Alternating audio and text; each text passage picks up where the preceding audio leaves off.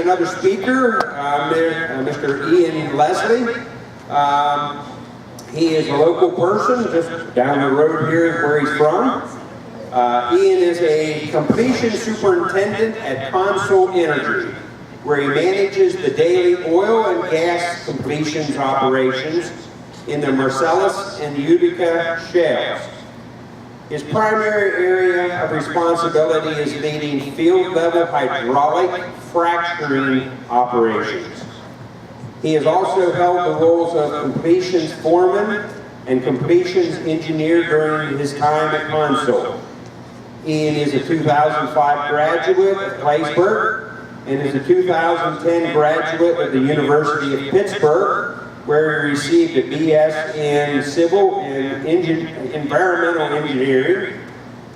He also holds an engineering training certificate from the Commonwealth of Pennsylvania. I'll let him explain what he does at this time.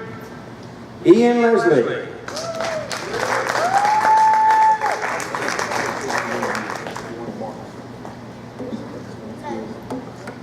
Everybody hear me okay? Okay. So as Roger said, I went to engineering school. I got my degree in civil engineering. I wanted to build roads and bridges and all those fun things, but as luck would have it, when I got out of college, we were coming out of an economic recession, so there isn't a whole lot of construction that goes on at that point. So I kind of had to shift career paths, and it ultimately led me to the oil and gas industry,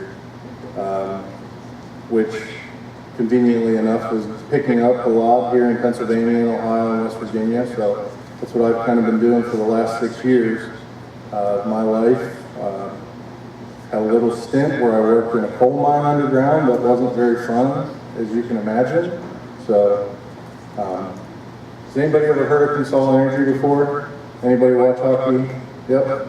Was our name on the building at the arena? We used to have our name. We sponsored the hockey arena in Pittsburgh, but we sold those rights. So that's what most people think we do. They think we just own a hockey arena, but there's a lot more. The company, we're over 150 years old. We started at the end of the Civil War, if you can believe that, and we've kind of transformed and progressed as time's gone on. Here the last 6, 7 years is really the big thing. We purchased the company in 2010, Dominion E&P, and from that point on we've kind of sold off most of our coal assets and become a pure play oil and gas company. So as times change, we try to evolve to stay competitive, because if you don't, you turn into blockbusters. Does anybody know what Blockbuster is? See, not many of you. You guys all know what Netflix is though, right? Yeah. See, so that's kind of what we did. We decided to change what we do. Does anybody know what oil and gas is? What is it? Stuff that fills your car. Yep, that's one thing. Anything else? What else do we use gas for? Heat, that's it. Those are two big things. There's a lot more here that I'll kind of go into. Here's a real simple definition. Oil and gas, they're naturally occurring chemicals that we find below the surface of the earth. And they're comprised of only two things, carbon and hydrogen. Different numbers of carbon, different numbers of hydrogen, but that's it. No oxygen, nitrogen, iron, nothing else. And the simplest is methane, which if any of you have ever had a chemistry class, that's what a methane molecule looks like. You got 4 hydrogens and 1 carbon. And here's a pretty neat little picture of how they're actually formed. There's a lot of different ways, but one of the most common is millions of years ago, like even way before the age of dinosaurs, shallow marine environments. Here at Claysburg, it used to be a shallow sea. If you guys ever dig for rocks where you live, you can probably find fossils with plants, things like that, sometimes seashells. But over the time, as the plants and the fish and the sharks and whatever else die, they fall to the bottom and stuff builds up over time. You can see in the middle, it's kind of sandy dirt, and as time goes on, heat, temperature, pressure, the animals break down, and since we're primarily composed of carbon in some capacity, you end up with oil and gas deposits that are formed. Another big thing in Pennsylvania is obviously the coal. And at the time of coal was formed from a lot of plants. In the coal age, Pennsylvania was actually a jungle. Plants, trees hundreds of feet tall, huge ferns, things like that. So you can also actually get natural gas from coal. Here I have a little video for you guys. It explains it a little better than I do. It'll break up me talking. So we'll do a 3-minute video on how oil and gas is formed. This is a video from Australia, but I promise it works the same way here.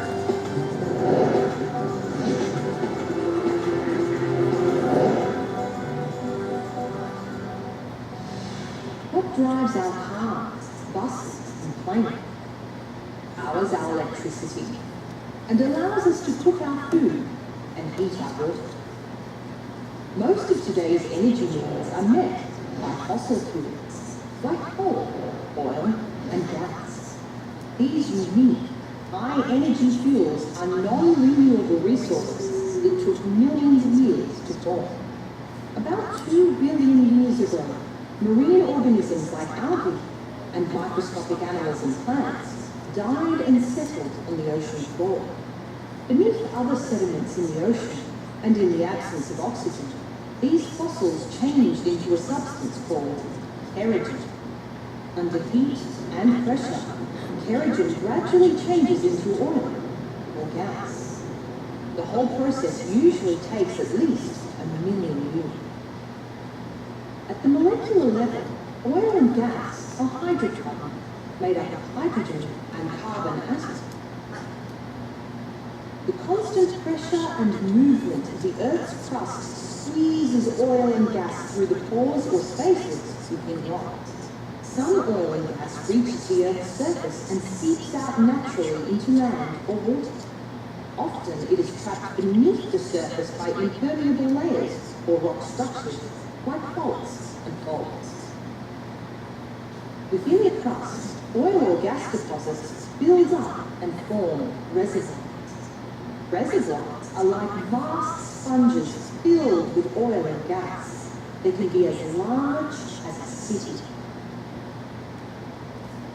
To find oil and gas deposits, geologists use a number of different survey techniques, including seismic survey, gravitational survey, and geological mapping. Seismic surveys use reflected sound waves to produce a 3D view of the Earth's interior. New technologies, such as 4-dimensional projections and sophisticated graphic renderings of rock structures, are improving the way we find conventional oil and gas deposits. Energy resources that are currently difficult or expensive to extract are called unconventional oil and gas. In a world with limited energy resources, people are looking at more efficient ways of tapping into unconventional oil and gas or alternative and renewable sources of energy from biofuel or the sun. What do you think will be the energy sources of the future?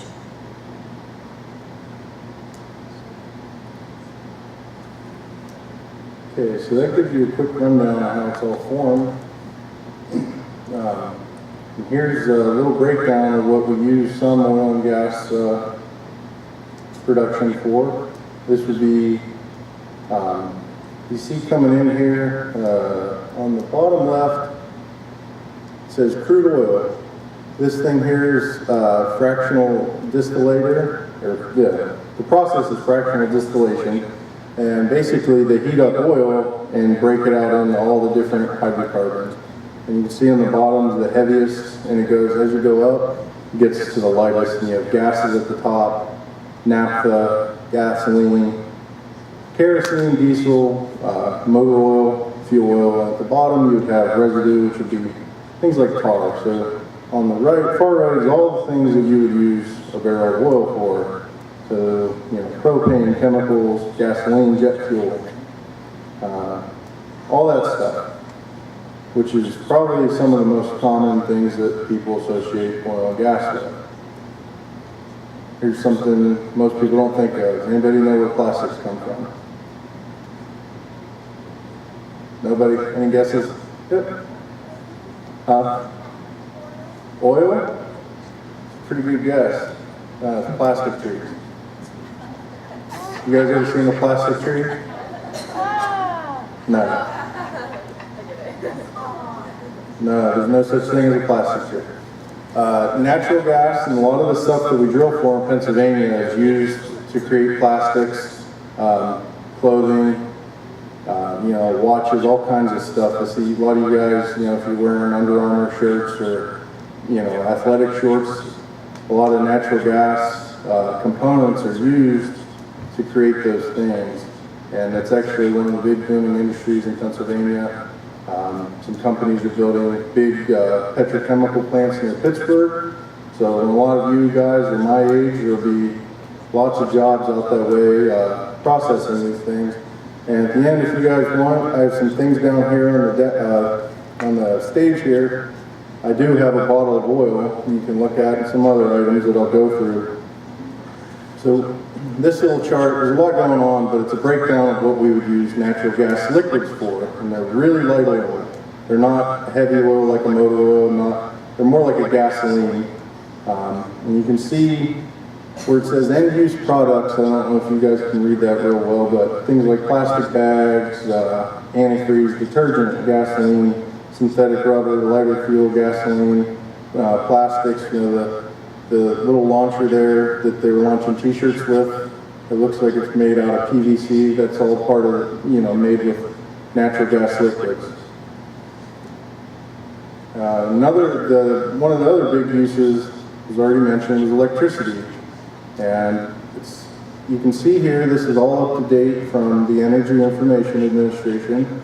And you can see over here on the far right where the gray line, this was coal, which most people are familiar with, which is what was historically used for most electrical power generation in the United States. And you can see it falling off and gas coming up. Now gas is now the dominant fuel for electrical generation in the United States. And it will likely continue to be that way probably for most of you guys' lifetimes, if not for even your grandchildren someday. And you can see some of the other things. Nuclear is pretty flat. There probably won't be a whole lot of growth there. And then you can see down at the bottom the renewables. You get hydroelectric power. It's real common out west, not so common here. And then the green would be non-hydro renewables like wind and solar. So that's picking up. I'd say most of this is probably solar. It's getting a little more efficient. But you can see the huge gap. It won't be any time soon that those will probably overtake natural gas. And where do we find hydrocarbons? Does anybody know? The answer's right in front of you. Any guess? Pennsylvania, right? We're here somewhere on the edge of this green line. We don't have a whole lot of oil and gas here, but if you go up near Blue Knob, there's a couple wells there along the road if you ever want to see one. But historically, it's most of West Virginia, eastern half of Ohio, then western Pennsylvania, northeast PA, and then southern New York. Pennsylvania is one of the most active areas right now. And if you collectively look at this four-state region, we're like if we were a country, it'd be like the third largest producer of oil and gas in the world. Second only to the rest of the United States and Russia. So all the other countries out there, we actually produce more oil and gas out of this part of the United States than a lot of the other countries in the Middle East and Asia and Africa do. The first oil well was actually drilled in Pennsylvania in the 1800s as well. And here's a map of Ohio, which is where I spend a lot of my time.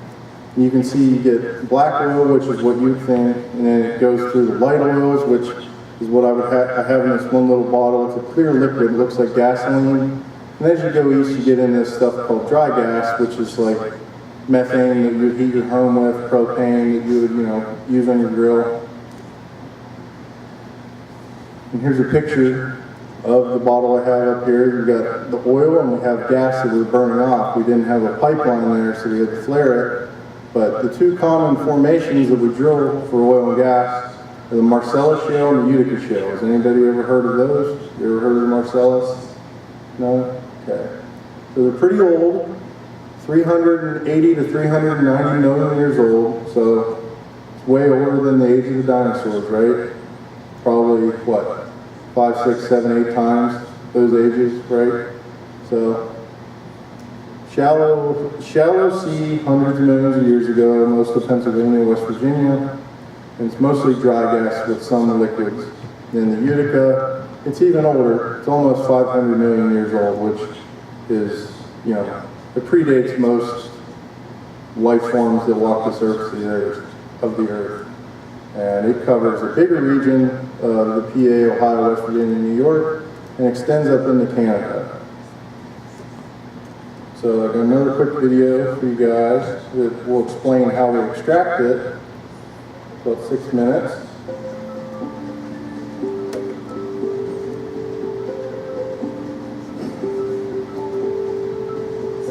Geologists have known for years that substantial deposits of oil and natural gas are trapped in deep shale formations. These shale reservoirs were created tens of millions of years ago. Around the world today, with modern horizontal drilling techniques and hydraulic fracturing, the trapped oil and natural gas in these shale reservoirs is being safely and efficiently produced, gathered, and distributed to customers. Let's look at the drilling and completion process of a typical oil and natural gas well. Shale reservoirs are usually 1 mile or more below the surface, well below any underground source of drinking water, which is typically no more than 300 to 1,000 feet below the surface. Additionally, steel pipes, called casing, cemented in place, provide a multi-layered barrier to protect freshwater aquifers. During the past 60 years, the oil and gas industry has conducted fracture stimulations in over 1 million wells worldwide. The initial steps are the same as for any conventional well. A hole is drilled straight down using freshwater-based fluids, which cools the drill bit, carries the rock cuttings back to the surface, and stabilizes the wall of the wellbore. Once the hole extends below the deepest freshwater aquifer, the drill pipe is removed and replaced with steel pipe, called surface casing. Next, cement is pumped down the casing. When it reaches the bottom, it is pumped down and then back up between the casing and the borehole wall, creating an impermeable additional protective barrier between the wellbore and any freshwater sources. In some cases, depending on the geology of the area and the depth of the well, additional casing sections may be run and, like surface casing, are then cemented in place to ensure no movement of fluids or gas between those layers and the groundwater sources. What makes drilling for hydrocarbons in a shale formation unique is the necessity to drill horizontally. Vertical drilling continues to a depth called the kickoff point. This is where the wellbore begins curving to become horizontal. One of the advantages of horizontal drilling is that it's possible to drill several wells from only one drilling pad, minimizing the impact to the surface environment.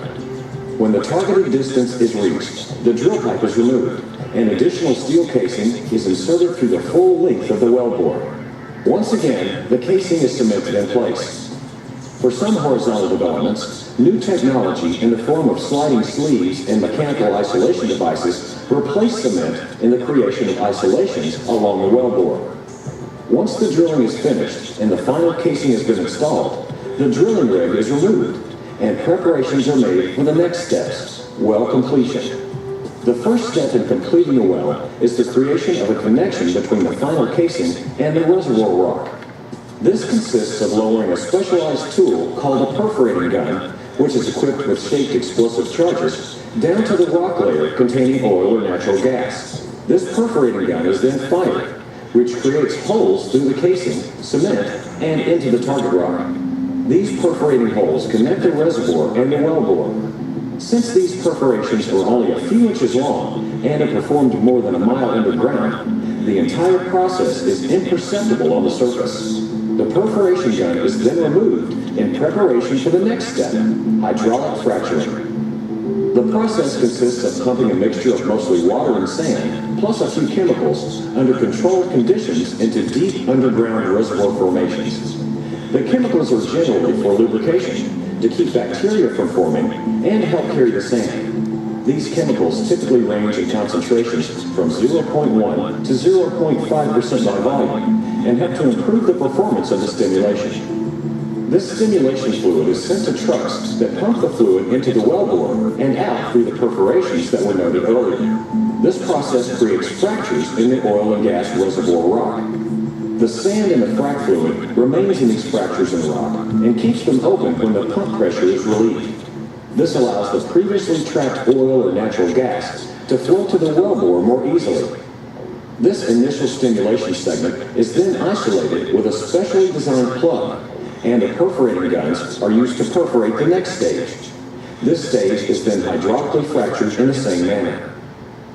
This process is repeated along the entire horizontal section of the well, which can extend several miles. Once the stimulation is complete, the isolation plugs are drilled out and production begins. Initially water and then natural gas or oil flows into the horizontal casing and up the wellbore. In the course of initial production of the well, approximately 15 to 50% of the fracturing fluid is recovered. This fluid is either recycled to be used on other fracturing operations or safely disposed of according to government regulations. The whole process of developing a well typically takes from 3 to 5 months, a few weeks to prepare the site, 4 to 6 weeks to drill the well, and then 1 to 3 months of completion activities, which includes 1 to 7 days of stimulation. But this 3 to 5 month investment can result in a well that will produce oil or natural gas for 20 to 40 years or more. When all of the oil or natural gas that can be recovered economically from a reservoir has been produced, work begins to return the land to the way it was before the drilling operations commenced. Wells will be filled with cement and pipes cut off 3 to 6 feet below ground level. All surface equipment will be removed, and all pads will be filled in with dirt or replanted. The land can then be used again by the landowner for other activities, and there will be virtually no visual signs that a well was once there. Today, hydraulic fracturing has become an increasingly important technique for producing oil and natural gas in places where the hydrocarbons were previously inaccessible. Technology will continue to be developed to improve the safe and economic development of oil and gas resources.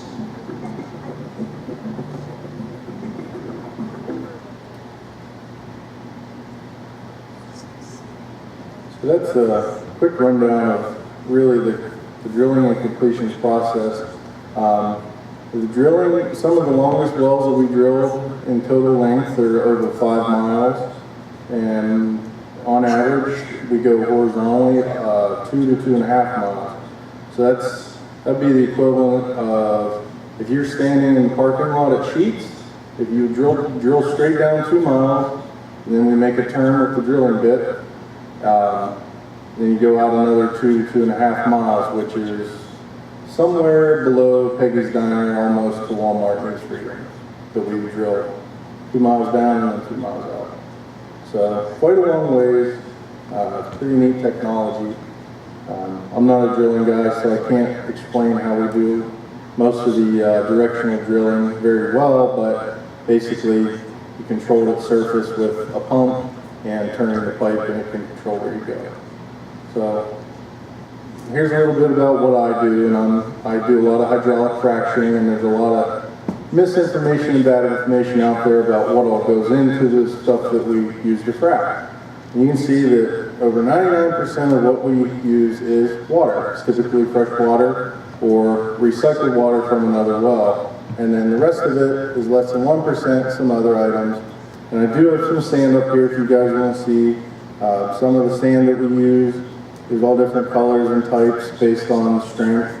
And I have a couple bottles that have frac fluid in it. It's like a gel, it's kind of slimy. You can actually, a lot of these names here sound real high-tech, like corrosion inhibitor and friction reducer and cross-linker and biocide. They're not really that elaborate or complex. You can actually go to Walmart and probably buy most of the stuff you need to make some frac fluid. They sell sand, they sell water. You can buy guar or xanthan gum, which is what's in these 2 glass bottles. You can buy that in the baking goods. And biocide is, any of you guys have swimming pools at home? Yep, you got it. What happens when you have a swimming pool that sits over winter and you try to open it? What's it full of usually? Algae? green stuff, so you got to put biocide in it, which is usually chlorine, to kill all the algae out. And that's actually what we do too, is to kill all the microorganisms. We don't want them building up in the wells. So that's it in a nutshell. Here's a couple of pictures from some of my job sites. These are all the trucks that we use here. In the near side, you see acid. Acid, a lot of people think acid's scary, and you guys use vinegar at home. Vinegar's an acid. We use vinegar a lot of times. And these here on the right are all the pump trucks. And these yellow things here are all the wellheads. And I guess I put the same picture twice. So, but those are all our wells. And I'll show you one more short video before I wrap it up. It'll show a time lapse of start to finish of what a well site looks like from bearing ground to well pad.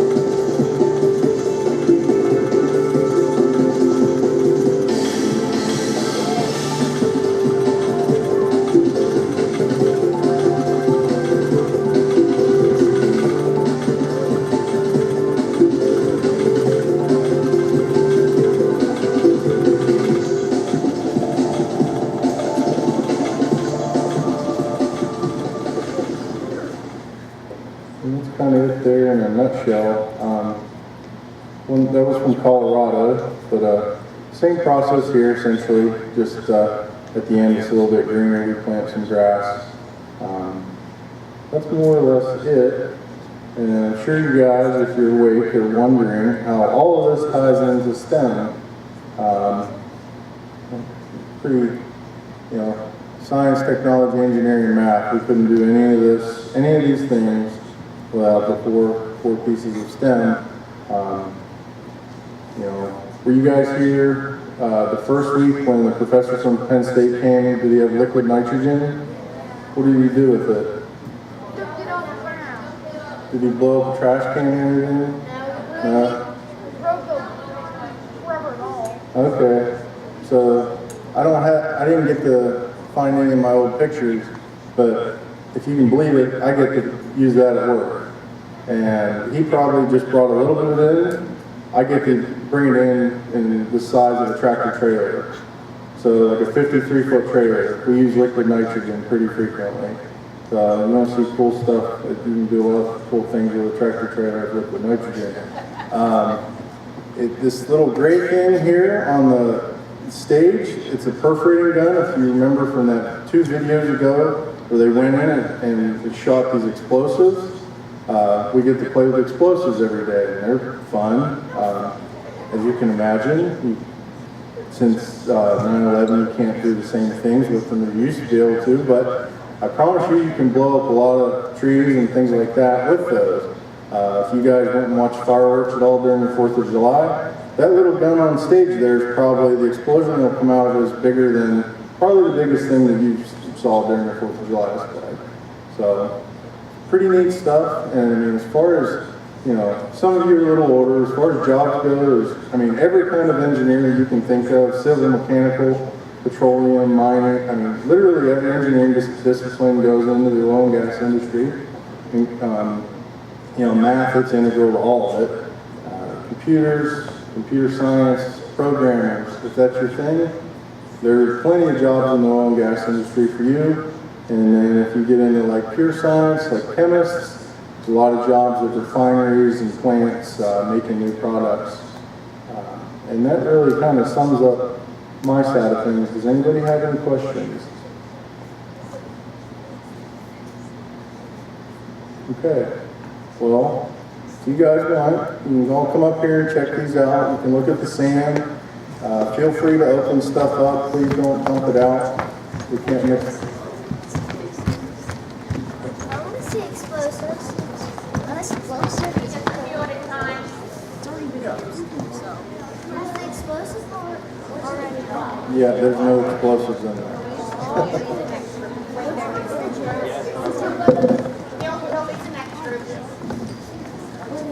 That's the gel there. You can see in the bottom is sand, and this is gel. It's kind of gooey. Just gooey. Slick.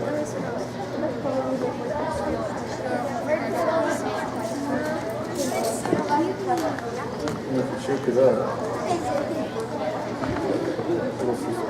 the sand will float if you shake it up a little bit. And that's kind of how we get it in the ground.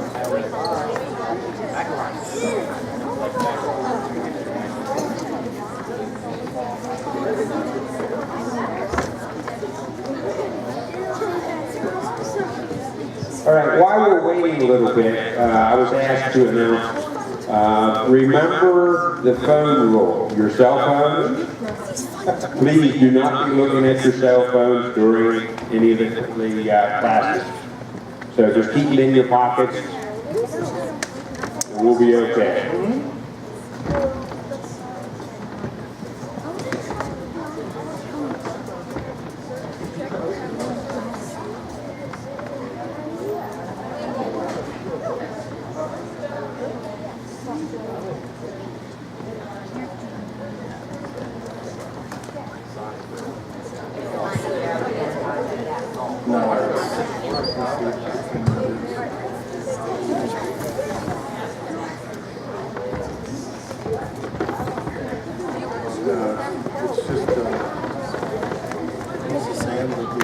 Coating line, and the coating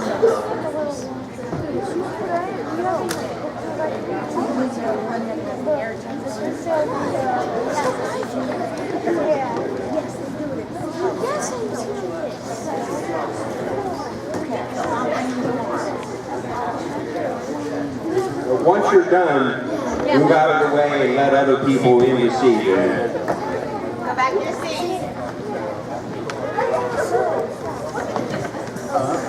What is that? That's a drill bit.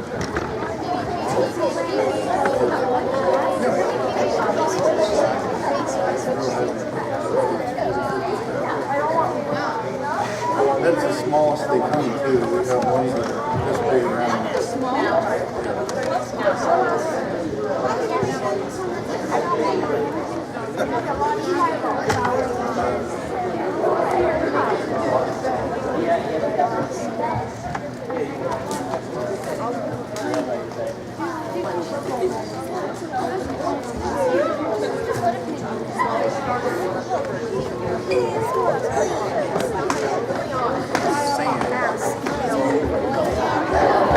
While we're waiting,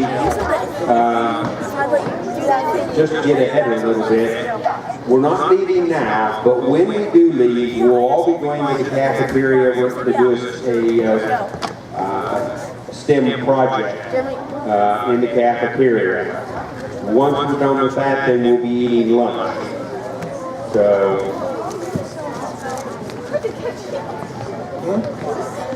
tacos. It's actually fake sand. It's made out of ceramic.